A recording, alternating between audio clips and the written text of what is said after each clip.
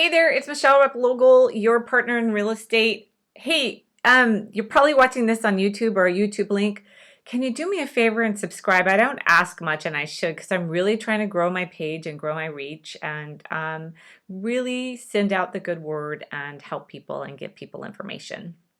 Anyway, want to give you some information on the market. So today is January 12th, and unfortunately, the inventory is a little light. I should say it's really light.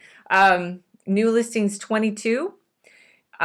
We have price reductions 9, pending and contingent. We have 36. Wow, since a week ago, because these statistics are per week, we have 36.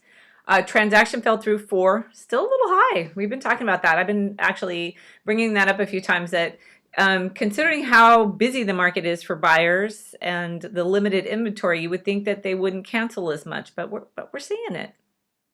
Active inventory 144. So between everything that happened, we're actually right where we were from last week. So we didn't really increase. I asked my broker today, I said, hey, are we going to get more inventory?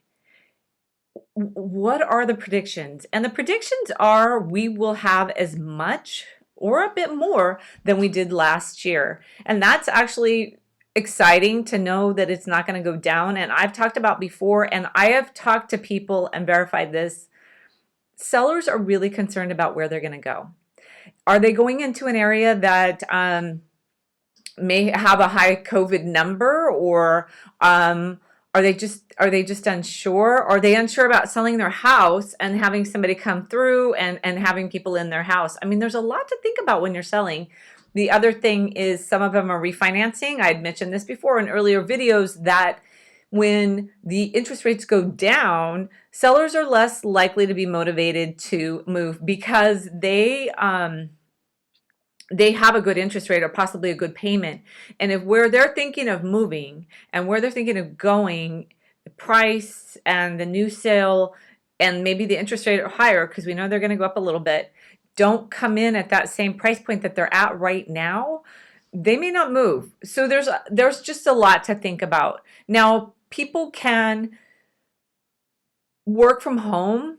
And I know that there are quite a few people moving closer to family or places that they wanted to be because they can work from home. So there's a lot going on here.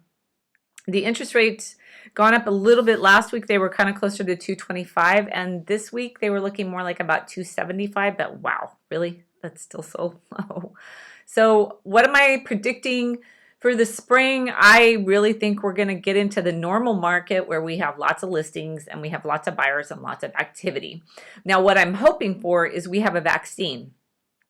Why? Well, you would think, well, because I want everybody to be well. Well, actually, no. What I want is people to be able to travel and have parties and go see family and get distracted. And why? Because if I'm representing you as a buyer and this spring it gets super busy and you've made tons of offers and you've been priced out horribly and you're just like, oh, this market isn't for me, I would say, hey, don't worry. They're going to go on vacation. They're going to have a graduation. They're going to have Mother's Day, Father's Day, birthdays, beach parties, and they're going to get distracted and they're going to stop looking. Or school's going to start and they got to get their kids ready for school. Those distractions are a lot of times your in way to get into the market. That's like, oh my gosh, everybody's busy. So in the spring, there's not a lot going on. And if they're not in school, we know for sure they're just going to be Zoom schooling in the afternoon, in the morning, right? And then they'll have plenty of time to be looking otherwise. So yes, pray for vaccinations, but pray for distractions because that's your entry mark. So if you're thinking of looking now, that's great. At that point, what I would recommend is if you are pre-qualified to maybe 850, 950, I would recommend looking, if everything fits your qualifications, I would recommend looking lower to make sure that you build into where it might get bid up.